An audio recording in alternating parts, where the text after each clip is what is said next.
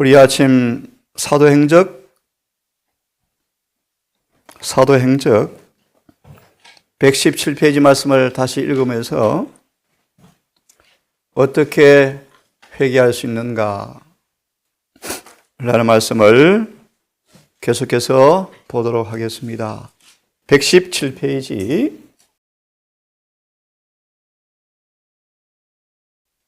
펴시면 중간쯤 보시면 그 영광이 물러가고 사울이 땅에서 일어났을 때 그는 자신의 시력을 완전히 잃어버린 것을 알았다. 그래서 영광의 빛이 육신의 눈에 너무나 강렬하였으므로 그 빛이 사라지자 밤의 깜깜함이 그의 시야를 덮었다. 그는 이처럼 자기의 눈이 먼 것은 그가 예수를 따르는 자들을 잔인하게 핍박한 데 대한 하나님의 형벌임을 믿었다. 깊은 흑암 중에 그가 이리저리 더듬거렸으므로 두려워하고 놀라는 그의 일행이 손에 끌려 다메섹으로 끌려 들어갔다.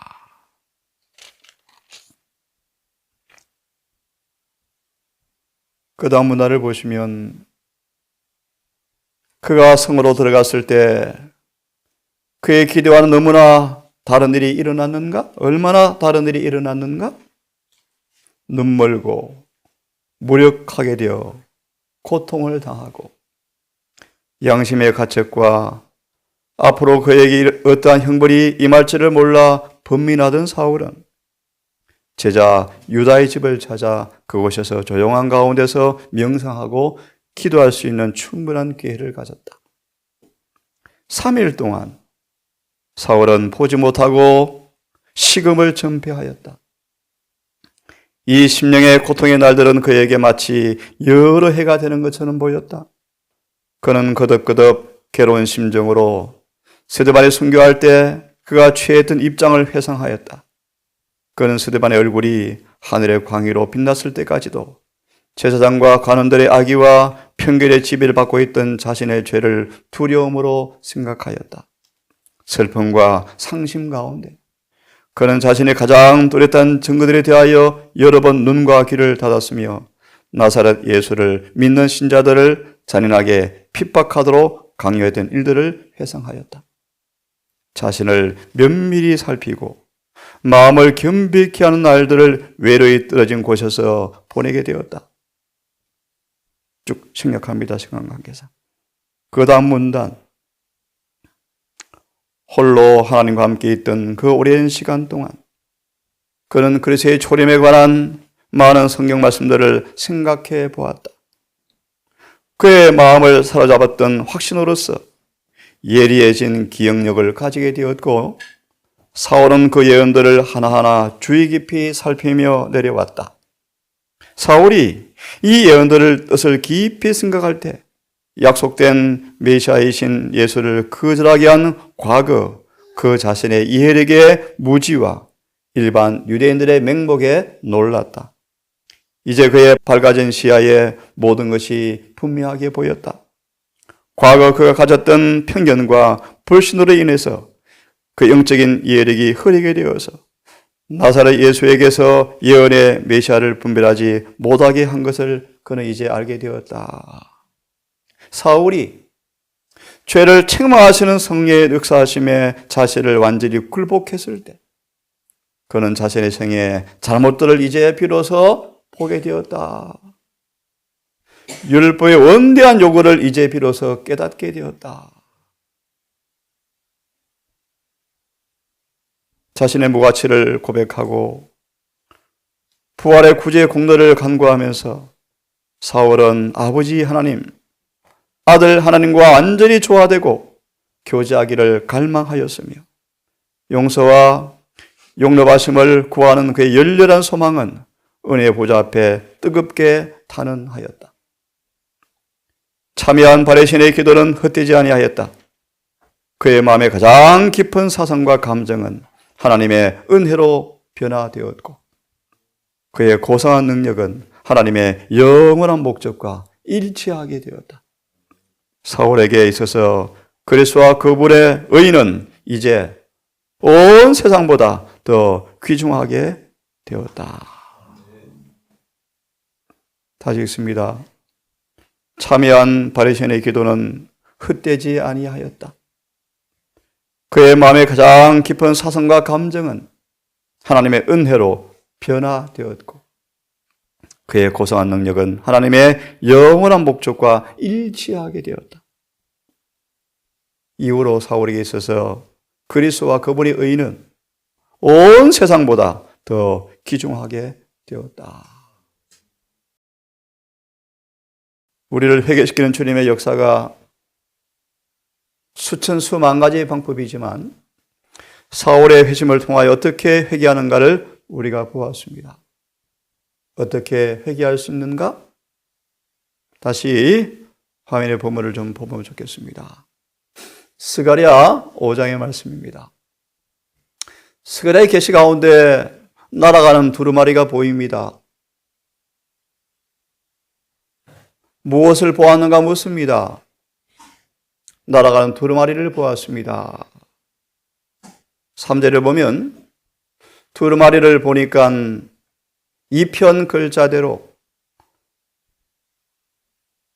자세하게 죄에 대한 처벌이 기록되어 있습니다. 4절을 유념해서 보시기 바랍니다. 이 두루마리가 도적의 집에도 들어가고 망령된 죄를 범하는 지배자의 집에도 들어가고 그 집에 머물러서 철저하게 심판하는 장면이 기술되어 있습니다. 이 말의 의미를 정언은 이렇게 설명합니다. 하나님의 율법은 악한 일을 하는 모든 사람에게 유죄를 선언한다. 그 소리를 무시하거나 경고를 들리지 않게 하려 해도 소용없는 일이 될 것이다.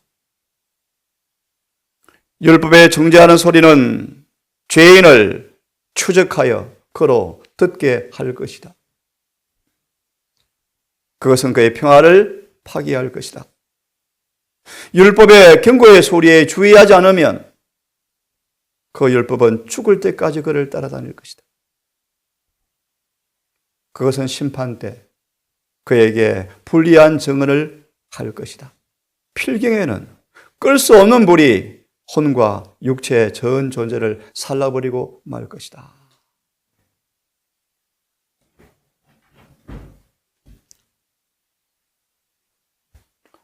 어떻게 우리가 회개할 수 있습니까? 어떻게 회개합니까? 무엇인가를 회개하게 만듭니까? 예수께서 그 일을 하신다. 그러므로 예수님의 선물이 회개죠. 어떻게 사람들을 회개에 이르게 하시는가? 수천 가지 방법으로 그렇게 하신다. 수천 가지의 방법이죠. 보겠습니다. 어떻게 하는지. 내가 의인을 부르러 온 것이 아니요 죄인을 불러서 회개시켜 의인을 만들려 왔노라. 죄인을 불러서 회개시켜서 의인을 만들려고 왔노라. 회개는 우리 주님의 하시는 일입니다. 내가 그들을 회개시키러 왔노라. 어떻게 회개시키는가 보겠습니다. 하나님의 계획은 죄인들을 기쁘게 하고 아첨하기 위해 보내는 것이 아니고 성화되지 않은 사람들을 세속적 안전으로 잠재우려고 달래주려고 평화의 기별을 전하려고 보내지 않으신다. 어떻게 회개시키는가? 그 대신 그분은 행악자들이 양심에 무거운 짐을 두시고 예리한 회오의 화살로 그 영혼을 찌르신다. 말씀을 들을 때 어찌할꼬. 섬기는 천사들은 하나님의 무슨 형벌을 그에게 나타내 보여서 부족한 느낌을 깊이 느끼게 하여 내가 어떻게 하여야 구원을 얻으리까라는 부르짖음을 바라게 만든다. 히브리 1장 14절의 말씀처럼 천사들의 봉사를 통하여 이 일도 하신다. 굴욕을 당하게 하고 죄를 책망하시고 교만과 야심을 부끄럽게 하시는 손길이 이제 회개하고 상한 자를 높이시는 손길로 바뀐다. 그분은 징계를, 자책을, 가책을, 심한 두려움을 느끼게 하신 이후에 이제 깊은 동정심으로 내가 너에게 무엇을 하여 주기를 원하느냐 라고 물으신다. 정언에서는 이제 자비의 홀이 내어 맺은다. 내가 너에게 무엇을 해주랴.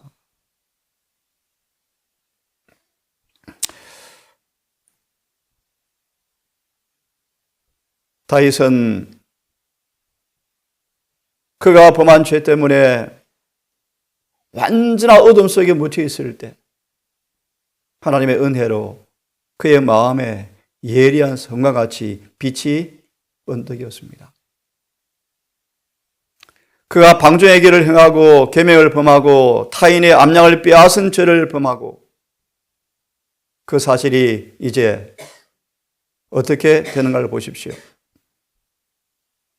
이 다윗이 죄의 옷으로 감싸져 있어서 죄인임을 깨닫지 못한 그가, 죄의 덫에 걸려버린 그가 나단의 말씀을 통하여, 나단의 기비를 통하여 그 자신이 비로소 그 죄를 지은 당사자임이 인식되었을 때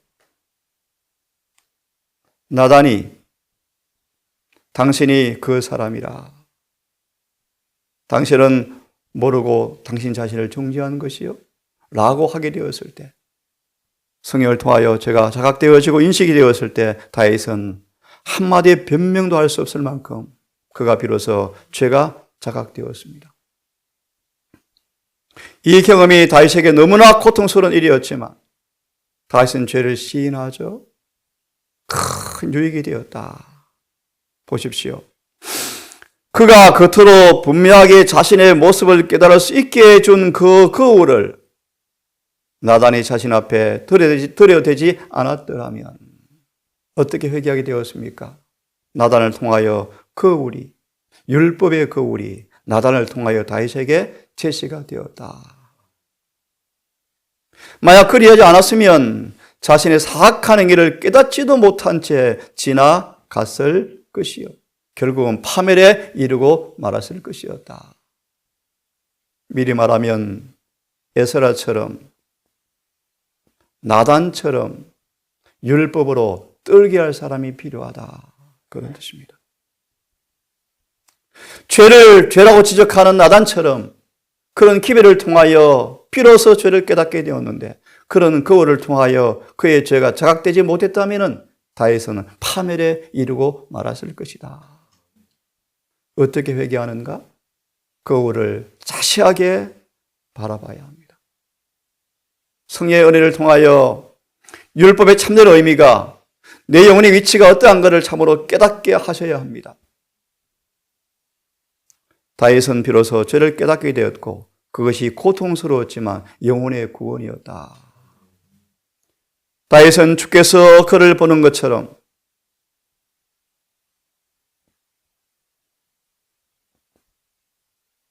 하나님께서 그를 보는 것처럼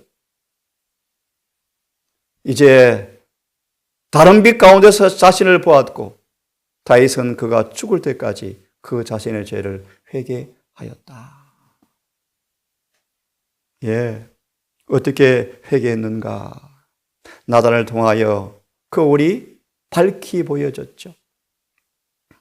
오늘날 이런 나단과 같은 설교가 설교 단상에서 외쳐지면 얼마나 좋을까? 수많은 설교자들은 인정을 받으려고 인간을 즐겁게 하려는 방식으로 설교를 하므로 좀처럼 사람들이 죄를 깨닫지 못하고 있죠. 평안한 때가 아닌데 평안을 부러졌습니다. 성령은 말하기를 이러한 용기 없는 설교자들의 불성실과 용기의 부족에 대해서 회개하라고 요청합니다.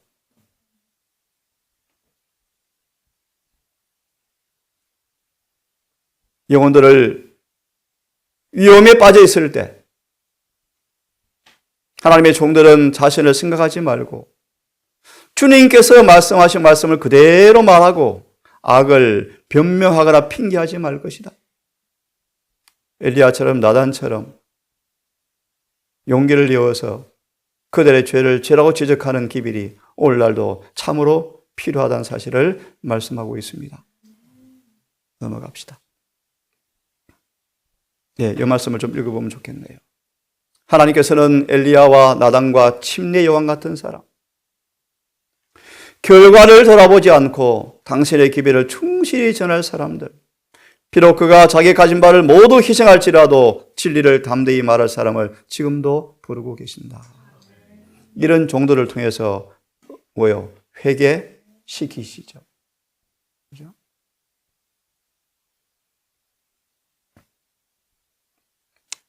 다윗은 변명하지 않았고 핑계하지 않았고 어떤 대가가 지불된다 할지라도 그의 죄를 즉시 이제 시인하였죠. 다윗은 참으로 회개한 사람이었습니다. 그의 변화를 이미 보았으니까 이 말씀도 넘어가겠습니다. 반복되는 말씀이어서요. 어떻게 회개하는가? 같이 한번 읽으시면서 이런 하나님의 종들이 교회에 많아지도록 기도하는 마음으로 읽었으면 좋겠습니다. 시작. 우리는 회개한 목사를 가져야 한다. 진정으로 회개한 목사에게 따르는 능력과 힘은 시온에 있는 위선자들을 떨게 하고 죄인들을 두렵게 할 것이다. 이런 종들이 탄생하도록 기도합시다. 또요. 진리와 성결의 표준이 먼지 속에 질질 끌리고 있다. 만일 이 시대를 위한 엄숙한 경고의 음성을 높이는 자들이 하나님께 대한 그들의 책임을 깨닫게 된다면 그들은 열렬한 기도의 필요를 알게 될 것이다. 진리와 성결의 표준이 먼지 속에 질질 끌리고 있다. 표준을 높여야 한다. 우리의 표준이 무엇이죠? 셋째, 천사의 기별이요. 죄는 반드시 밝혀내줘야 하고 책망받아야 한다. 한 사람의 죄 때문에 온 회중에게 하나님의 책망이 임했죠. 치명적 문둥병에 걸린 한 사람 때문에 수천 명의 사람이 죽을 수가 있죠.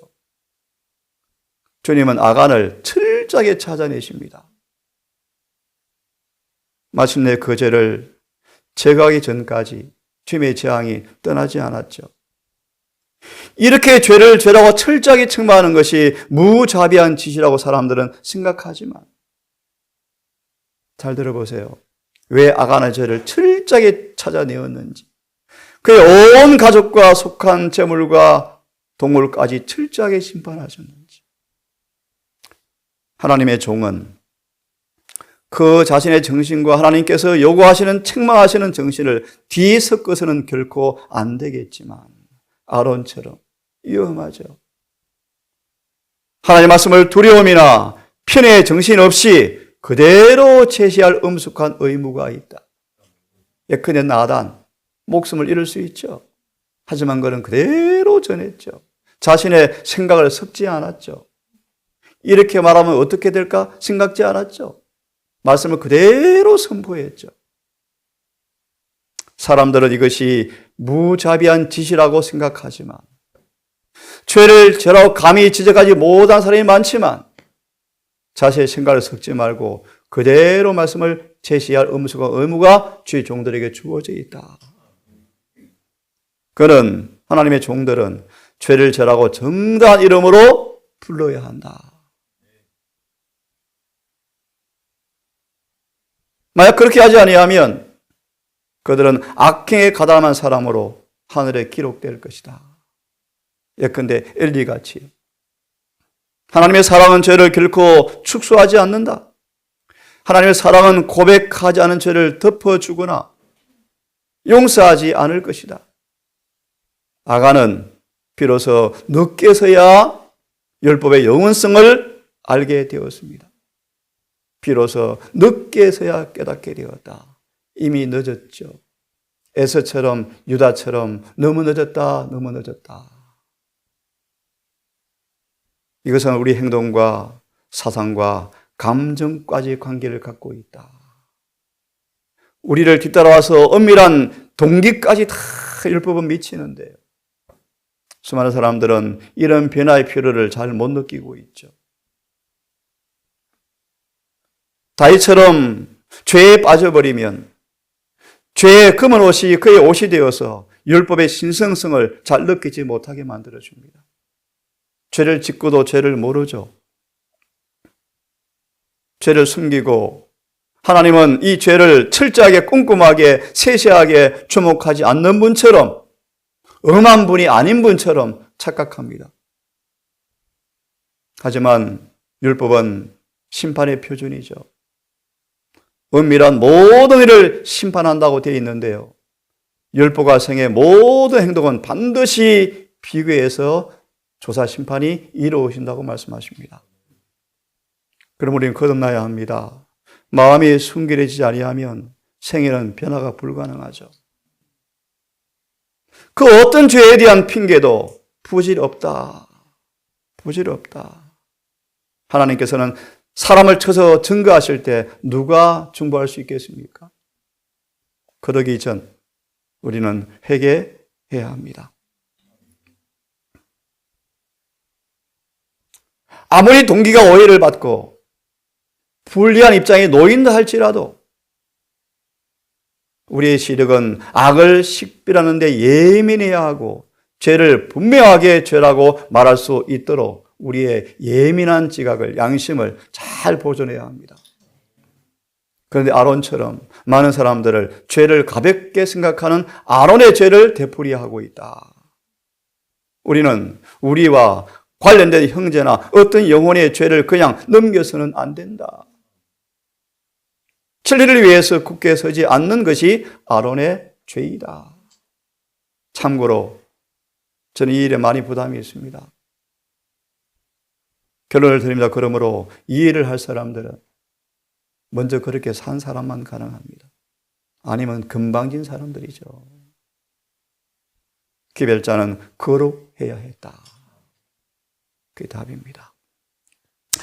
그가 진리를 분명하게 말했더라면 금송아지를 절대로 만들지 않았을 것인데 사람의 마음을 상하게 하지 않을까 라는 인간의 정신 때문에 온전한 진리를 선포하지 못한 그 정신 때문에 죄를 조장하게 되었죠.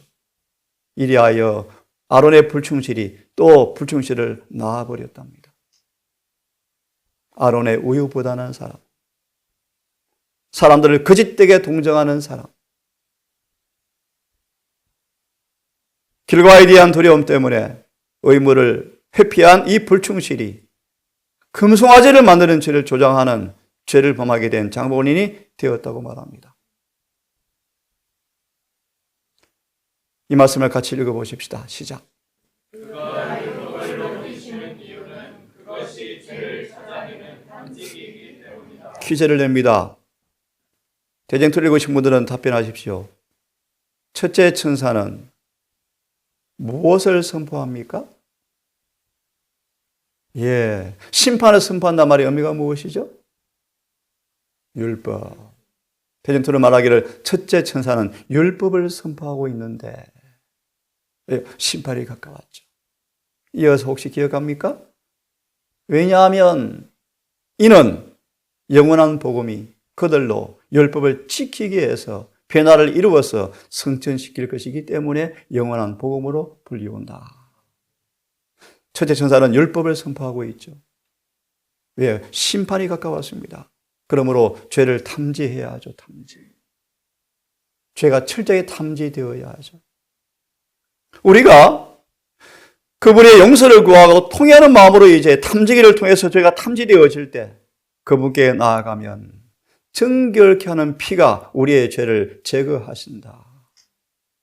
이제 의를 입혀주시고 죄는 직접 가져가신다. 시편 1편처럼 19편처럼 119편처럼 율법을 여러분 주야로 묵상하십시오.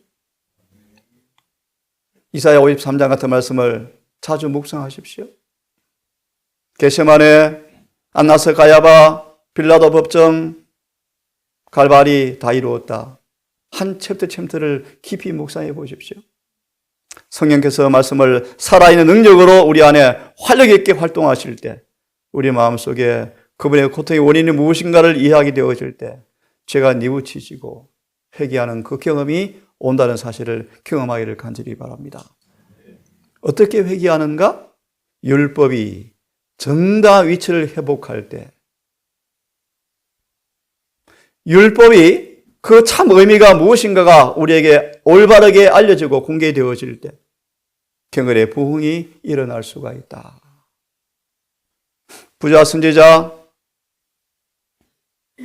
율법과 언약이라는 챕터를 보시면서 십계명의 한 계명 한 계명의 의미를 깊이 묵상해 보십시오. 첫째 계명, 둘째 계명, 그 하나하나의 계명이 나에게 어떤 의미가 있는가를 조목조목 한번 묵상해 보십시오. 오늘날 하나님께서 이런 종들이 필요하답니다. 에스라처럼 느헤미야처럼 죄를 변명하거나 핑계하지 아니하고 영광을 위해서 절대로 물러서지 않을 사람들이 필요하다. 이 사업이 얼마나 중임을 깨닫게 되어질 때 잠잠하거나 거짓된 사랑의 가면으로 죄를 가리워주지 않을 사람이 필요하다. 하나님은 사람을 차별하지 아니하시고 소수에게 엄중히 하는 것이 다수에게 은혜가 된다는 사실을 기억하신다. 그래서 출애굽기 32장에 3,000명이 칼로 도륙을 당합니다. 다수를 살리기 위해서 소수를 엄격하게 처벌하셨죠. 하지만 이러한 때 죄를 견책하는 사람에게는 언제나 그리스도의 정신이 나타나야 한다. 그래서 기별자는 거룩해져야죠. 거룩해져야죠.